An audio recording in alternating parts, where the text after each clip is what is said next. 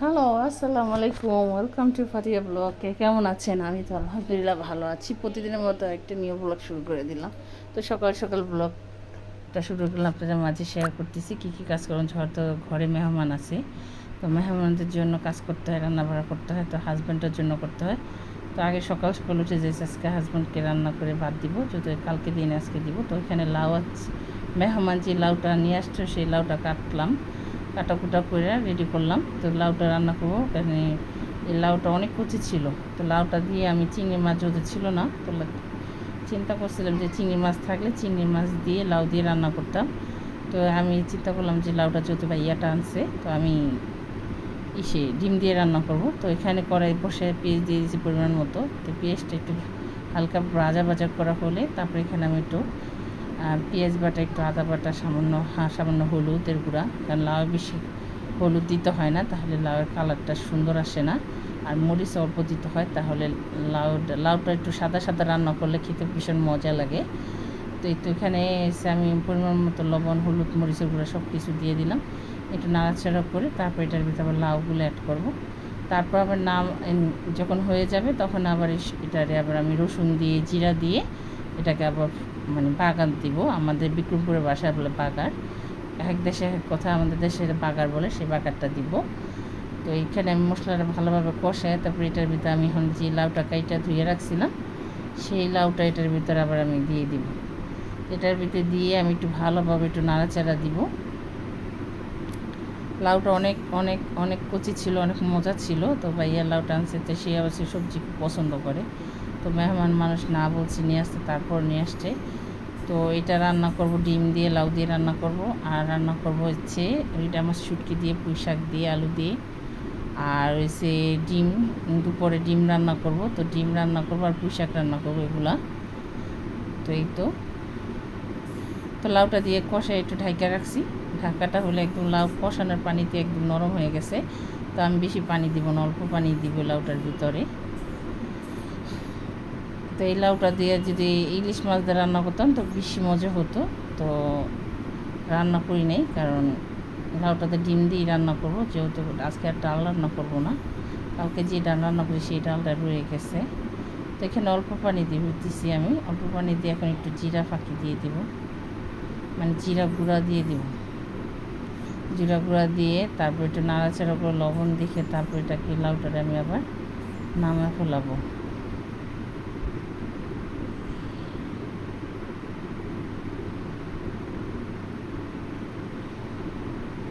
তো আমার লাউটা হয়ে আসছে। তো লাউটা একটু সামান্য একটু ঝোল রাখবো, কারণ একটু ঝোল ঝোল খেতে লাউটা মজা লাগে। তো পরিমাণ মতো হালকা হালকা ঝোল রেখে দিব।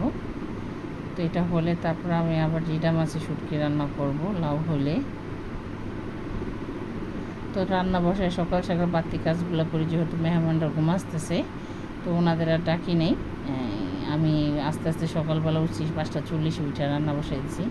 তো আস্তে আস্তে রান্না করছি, তারপর আস্তে আস্তে রান্না করলে শব্দ আসে, হাতে থেকে হয় বাটি পড়ে যায়, না হলে চামচ পড়ে যায়, কিছু না কিছু একটা শব্দ হয়।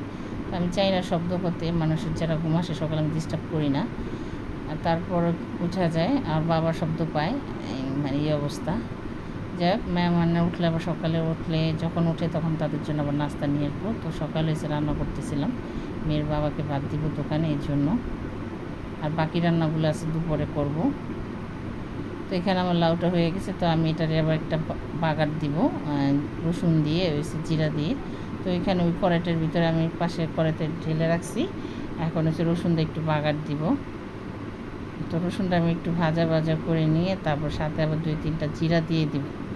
জিরাটা আমার ভীষণ প্রিয়, জিরা, কালি জিরা এগুলো খেতে ভীষণ মজা লাগে, খুব ভালো লাগে। তো আমি একটু জিরা দেওয়ার চেষ্টা করি, ডাল, তারপর লাউ, অনেকে এগুলোর ভিতরে জিরা দিলে বিশেষ করে মজা লাগে।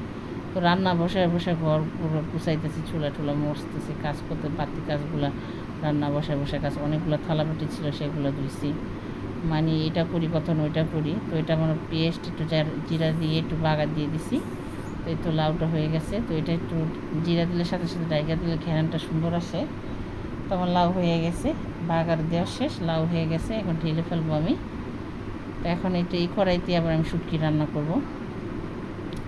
তো সময় নেই, তাই মানে 7টার আগে আমার রান্না শেষ করতে হবে, কারণ মেয়ের আবার 7টার পরে থেকে 7:10 7:15 থেকে মেয়েকে ডাকতে থাকে। মেয়ে উঠতে চায় না, মেয়ে উঠতে উঠতে 7:30 বাজায় ফেলায়। তো যেতে যেতে 10-15 বেজে যায়। তো হুজুররা চিল্লাচিল্লি করে, ছোটো মানুষ তো হঠাৎ ভর্তি হয়েছে না, অনেক একটু খারাপই লাগে। শীত আসলে যে কী করি মেয়ে নিয়ে আল্লাহ জানে। তো এখানে এসে আমি রিডা মাছের শুটকি দিয়ে পুঁই শাক দিয়ে আলু দিয়ে রান্না করব। তো এখানে পুঁই শাকটা ধুয়ে রাখছি, সেই পুঁই শাকটা আর আলুটারে দিয়ে দিছি।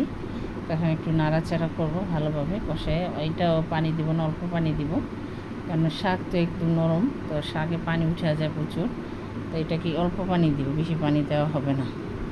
একটু নাড়াচাড়া করে তারপরে এটার আমি একটু ঢাইকা রাখবো।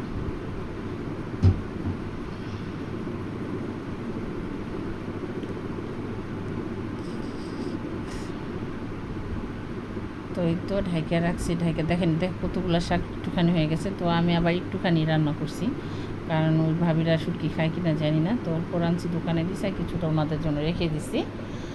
আর দুপুরে রান্না করব, ডিম রান্না করব, শাক রান্না করব, আর শুটকি তো আছে, ডাল লাউ তো আছে। ওই আইটেম দুটো দুপুরে রান্না করবো, যেহেতু দুপুরে খাবে দেরিতে। তো এখন শুটকিটা আমার একদম শুকনো শুকনো করে নামায় ফেলাবো। তো শুকনাটা আজকে কাঁচামরিচ তেমন দিই নেই, কাঁচামরিচ ছিল না অত, তাই কাঁচামরিচ আজকে শুকনো মরিচ দিয়ে রান্না করছি শুটকিটা। এই তো আমার মেয়ের বাবার ভীষণ প্রিয় শুটকি, রিডা মাছের শুটকি পুঁই শাক দিয়ে আলু দিয়ে, যে কোনো লতি হোক, যেটা হোক, যেটাতে রান্না করবেন বেগুন দিয়ে, সে অনেক পছন্দ করে। এই তো তা আমার শুটকিটা হয়ে আসছে। তো রান্না করা শেষ, দোকানে ভাত দিয়ে দিছি। তো মেয়ের রান্না করা শেষ, মেয়েরও মাদ্রাসায় দিয়ে আসছি সকালে দিয়ে আইসা। তারপরে আমি তো গেছিলাম এক জায়গায়, তো টেলার বাড়ি গেছি, ওখান থেকে আসছি আইসা। তারপর নাস্তা নিয়ে আসছি, আমাদের জন্য নাস্তা খেলাম, আমি খেলাম, ভাবি খেলাম, কারণ আমাদের ভিডিও করবো না, ভালো আমাদের ভিডিও করেন না ভাবি। তো চা নাস্তা খাইতেছিলাম আর ভাবির সাথে বসে বসে গল্প করতেছিলাম। আমি এবার দুধ চাতে পরোটা খাইছি আর ওনারা ডাল ভাজি খেয়েছে। তো খাওয়া দাওয়া করে আবার মেয়ের আনতে গেছি টিফিনের সময়, এই মেয়ের টিফিন খাওয়াই দিয়ে আসছি মনে হয়। এটা আর টিফিন খাওয়া দিয়ে আসার পরে তারপর আবার 1টার দিকে ছুটি হয়েছে।